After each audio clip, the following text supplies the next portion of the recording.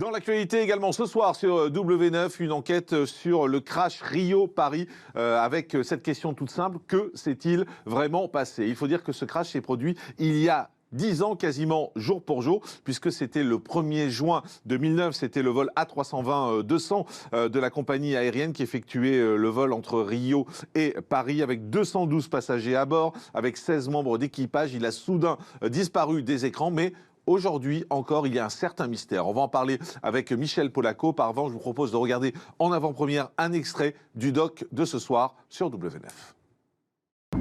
À 2h09, le vol Air France 447 se détourne au dernier moment et ne parvient pas à éviter le cumulonimbus. Sur cette reconstitution faite par le BEA, on voit que tous les avions présents dans la zone cette nuit-là choisissent une autre trajectoire pour éviter le nuage. L'avion entre dans un nuage de grêle, indétectable au radar. Les cristaux s'écrasent contre la carlingue.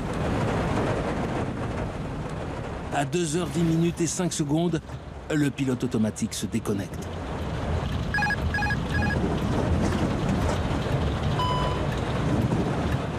Télécommande. C'est rapide, hein, ça vient vite. Hein. Alors vous êtes, tac, tout d'un coup, pouf. Voilà, alarme. Donc il dit au pilote, démerdez-vous.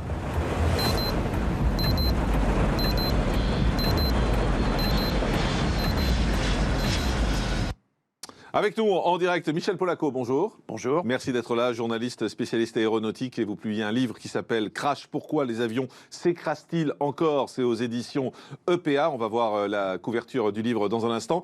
Auparavant, quand même, on va revenir sur ce qui s'est passé ce jour-là, ce qui s'est passé dans cet avion. Est-ce qu'on sait précisément aujourd'hui pourquoi cet avion s'est écrasé? Oui, on sait à peu près tout ce qu'il est nécessaire de savoir pour expliquer, pour comprendre et pour en tirer les enseignements qui d'ailleurs ont été tirés depuis. La seule chose qui n'a pas été faite, c'est que les recherches en mer ont été très longues, comme vous le savez, comme elles sont difficiles d'ailleurs pour le vol MH370 de la Malaisiane, et qu'il y a un certain nombre de choses qui se mettent en place doucement pour s'assurer de toujours pouvoir retrouver des épaves d'avion au cas où ils s'écrasent en mer, où ils disparaissent dans les abysses. Alors, de façon très claire, est-ce que vous pouvez expliquer aux gens qui nous regardent ce qui s'est passé ce jour-là et pourquoi ce vol s'est écrasé? Oui, on peut le faire très simplement. Cet avion a donc décollé vers 12h30 de Rio de Janeiro pour Paris. En fait, il avait déposé un plan de vol pour Bordeaux parce qu'il n'était pas sûr d'avoir l'autonomie en carburant nécessaire. Ensuite, il est monté à haute altitude. Il s'est rapproché d'une zone qu'on appelle le FIT, le front intertropical de convergence, et qui est une zone dans laquelle il y a des orages très courants, très violents parfois. Et dans cette zone, le commandant de bord a décidé d'aller se reposer et d'aller se coucher. Il a laissé. Ce qui est normal ou pas? Non, honnêtement, ça. C'est pas normal. Non, pas dans une phase critique du vol. Le commandant de bord, a priori, doit être présent. Bon, il se trouve qu'il était fatigué. Il paraît qu'il avait fait beaucoup la fête à Rio de Janeiro avant de partir. Toujours est-il que il a laissé donc les commandes à ses deux copilotes, et c'est le plus jeune des deux copilotes, le moins expérimenté, qui était en place droite, à qui il a en fait confié la responsabilité de l'avion. C'est très grave quand même ce que vous nous racontez là. Oui, c'est une mauvaise organisation. C'est pire que ça. Vous nous parlez d'un pilote qui fait la fête à Rio, qui abandonne le cockpit à un moment clé dans le vol. C'est super grave. Oui, oui, bien sûr, c'est super grave. Enfin, si vous voulez, d'habitude, ça se passe bien, toutes ces choses-là. Jusqu'au jour où. Voilà, jusqu'au jour où. Et puis, à un moment donné, ils étaient au niveau 350, vers 11 000 mètres. Ils ont traversé une zone, ils étaient dans une couche nuageuse, ils ont traversé une zone givrante. Alors, c'est vrai qu'ils se sont à peine détournés, parce que du fait qu'ils avaient une autonomie en carburant qui n'était pas tout à fait suffisante et qu'ils avaient quand même envie de pouvoir venir à Paris directement, etc., ils ont peu dérouté leur avion, contrairement à d'autres vols qui se sont beaucoup plus déroutés. Ils ont volé dans une zone nuageuse et givrante, et il se trouve qu'à cet endroit-là, les températures étaient quand même très élevées, même si c'était de l'ordre de moins 40 à moins 50 degrés. Elles étaient quand même très élevées, et donc l'avion était à son plafond. C'est-à-dire que l'avion ne pouvait pas monter plus haut. Il pesait 230 tonnes au décollage, c'était son poids maximum, 233 tonnes, et il ne pouvait pas monter plus haut.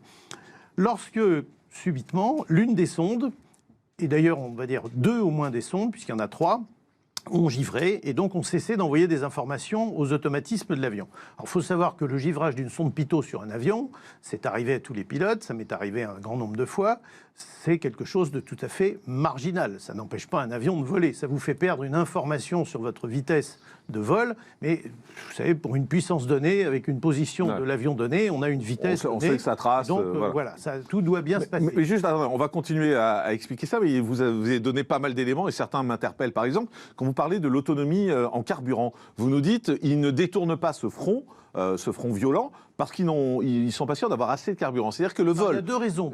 C'est-à-dire que le vol part de Rio pour aller à Paris. Ils ne sont pas sûrs d'avoir assez de carburant ? Oui, absolument. Enfin, comment c'est possible ? Eh ben, c'est possible parce que bon, on est parfois en limite d'autonomie en fonction du poids. L'avion a décollé à 232 tonnes 800. Son maximum autorisé au décollage, c'est 233 tonnes. Donc, ça veut dire qu'il ne pouvait pas emmener plus de carburant. Donc, dans ces cas-là, qu'est-ce qu'on fait ? On décolle avec un plan de vol. Vous dites ça tranquillement avec un sourire, je trouve ça dingue. C'est-à-dire qu'on a un vol qui décolle et on ne sait pas si on a assez de carburant pour arriver à Paris ? Oui, mais on sait qu'on se posera à Bordeaux, à Toulouse, ou quelque chose comme ça. Et en fait, on sait surtout qu'au fur et à mesure du vol, si les vents sont favorables, si les conditions météorologiques sont favorables, petit à petit, on va voir la réserve restante de carburant augmenter. Mais on fait un pari classique. Mais on fait un pari. Oui, c'est un pari. Mais si vous voulez, 99 fois sur 100, ce pari est gagné, donc vous allez vous poser à votre destination. Simplement, le plan de vol, vous le déposez pour un terrain qui est un peu plus proche de votre point de départ que le terrain que vous visez. Mais je suis épaté que vous trouviez ça normal, hein, excusez-moi. Oui, c'est pas choquant, c'est assez classique. Simplement, donc c'est-à-dire qu'on fait monter des gens dans un avion et on leur dit on ne sait pas si on a assez de carburant pour arriver à destination. C'est possible qu'on fasse une escale. Voilà, c'est possible qu'on fasse une escale. C'est pas dramatique de faire une escale. Ouais. C'est possible qu'on fasse une escale. Mais le problème, c'est que ça peut avoir eu une influence sur le comportement de l'équipage pour contourner la zone nuageuse. D'autant plus que, manifestement, ils n'avaient pas une très bonne expérience de l'utilisation du radar météo, qui est un moyen aussi pour se faufiler, si je puis dire, dans les zones difficiles. Alors, visiblement, à quelques minutes du crash, le pilotage automatique s'est désactivé. À cause de la panne de sonde pitot. Forçant à piloter manuellement. Regardez ce qui s'est passé, extrait du doc de ce soir. Nous sommes à 4 minutes et 23 secondes du crash. C'est Cédric Bonin qui a les commandes de l'avion en mode manuel. Et le jeune homme ne comprend pas pourquoi le pilotage automatique s'est désenclenché.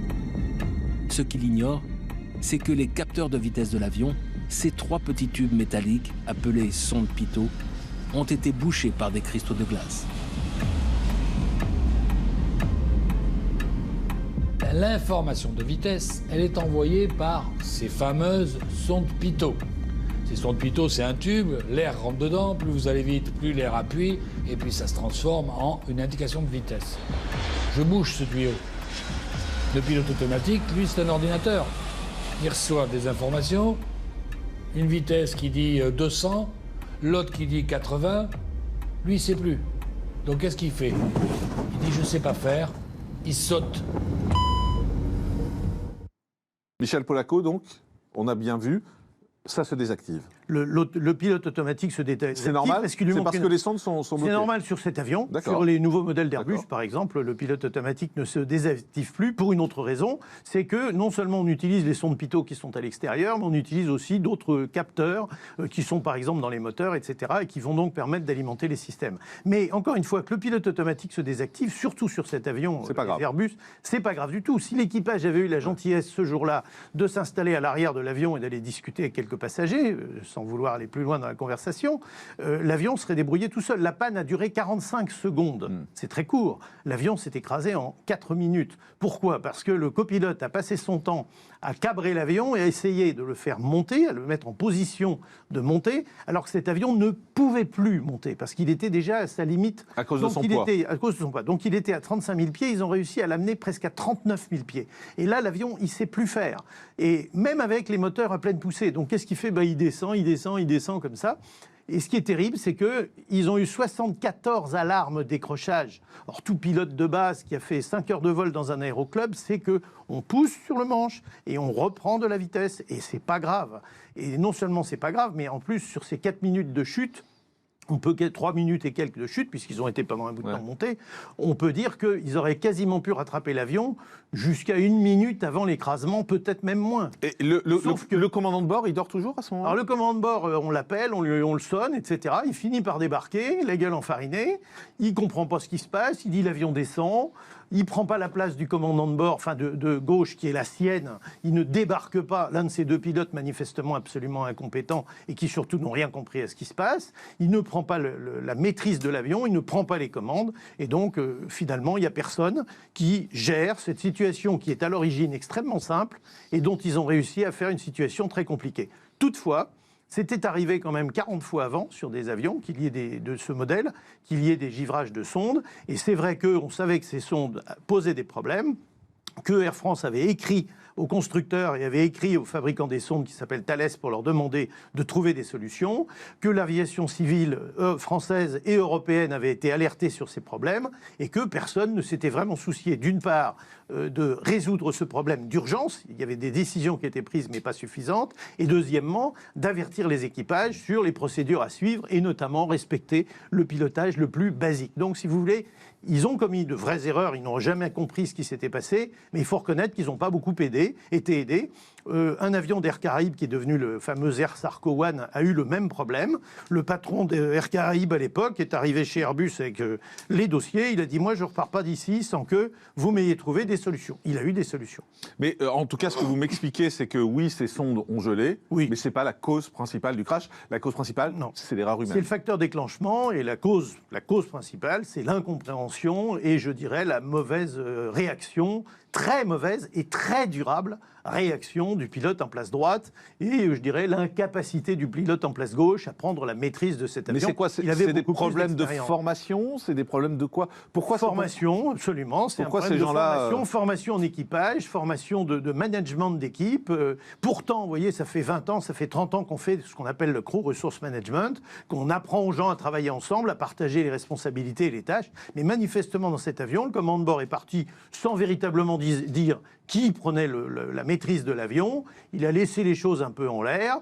Et le pilote qui tenait les commandes était vraiment absolument incapable de traiter la question. Juste si je ne me trompe pas, le crash s'est produit à peu près 3 heures après le décollage. Donc, même pas. Il a décollé à minuit et demi, et il s'est écrasé à 2h14. Voilà, donc très vite. Donc ça veut dire que le pilote, le commandant monte à bord, l'avion décolle et il se barre tout de suite. Oui, alors ça peut se faire sur des vols classiques. Si vous voulez, le commandant de bord, il va se reposer. De toute façon, tout de suite. Dès qu'il arrive, il commence par il va y avoir 11 heures de vol, si vous voulez. Donc il faut que les 3 pilotes aillent se reposer. Bon, donc ils vont aller les uns après les autres se reposer. Simplement, il n'est pas d'usage, quand on traverse une zone dangereuse, et par exemple le front intertropical, il n'est pas d'usage d'aller dormir. Comment ça se passe en fait? L'avion a vraiment plongé? Non, il n'a jamais plongé en fait. Plongé totalement? Il est tombé comme ça. Il est tombé par l'arrière. En fait, si vous voulez, il a été amené dans cette position cabrée et il a été maintenu dans cette position cabrée malgré le fait que lui, naturellement, si l'équipage n'avait rien fait, il aurait basculé vers l'avant et il aurait rattrapé la vitesse nécessaire au vol. Donc, véritablement, c'est l'équipage qui l'a empêché de se remettre dans une position de vol. Donc, il est tombé, il a heurté l'eau par l'arrière. Il a heurté l'eau par l'arrière, oui, absolument. Il était à 17 ou 18 degrés d'assiette quand il a heurté l'eau, c'est-à-dire quand même pas mal, 17 ou 18 degrés, avec une vitesse descendante absolument astronomique, quasiment 250 km/h. Alors vous imaginez, 200 tonnes, 220 tonnes à 250 km/h, il s'est explosé. Est-ce que les gens à bord ont senti, d'après vous, la chute? Alors, il apparaît qu'ils n'ont pas compris du tout ce qui se passait. Beaucoup de passagers n'étaient pas attachés. Il n'y a aucune marque d'affolement. Il n'y a pas de cris qui sont enregistrés. Il n'y a pas de message venant des personnels navigants commerciaux vers le cockpit alarmant. Les hublots étaient occultés puisque c'était la nuit. Manifestement, les gens ont dû penser qu'il s'agissait d'une turbulence ou de quelque chose comme ça. Oui, parce que c'est vrai qu'on s'attend plutôt à avoir plongé l'avion comme ça que comme ça. Oui, mais on ne peut pas le savoir. Ça, si vous voulez, quand vous êtes dans l'avion, les sensations que vous avez correspondent très rarement à la réalité de la position de l'avion. Donc c'est très difficile de le savoir. En revanche, ce qui est certain, c'est que quand cet avion a percuté le sol à cette vitesse faramineuse, les passagers sont morts de polytraumatisme absolument immédiatement. Il n'y a eu, sur tous les cadavres qui ont été retrouvés, aucun noyé.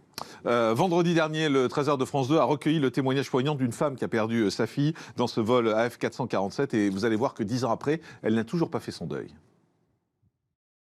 Les années passent, mais l'absence est toujours là. 10 ans que Corinne Soulas pleure sa fille, Caroline, disparue avec 215 autres passagers dans le crash du Rio-Paris. Ça c'est en février de l'année du drame. Elle avait quel âge? Elle avait 24 ans. Caroline voulait devenir professeure des écoles. Ce 1er juin 2009, elle embarque avec son époux Stewart sur le vol pour rentrer en France. 10 ans après, sa mère n'a toujours pas fait son deuil.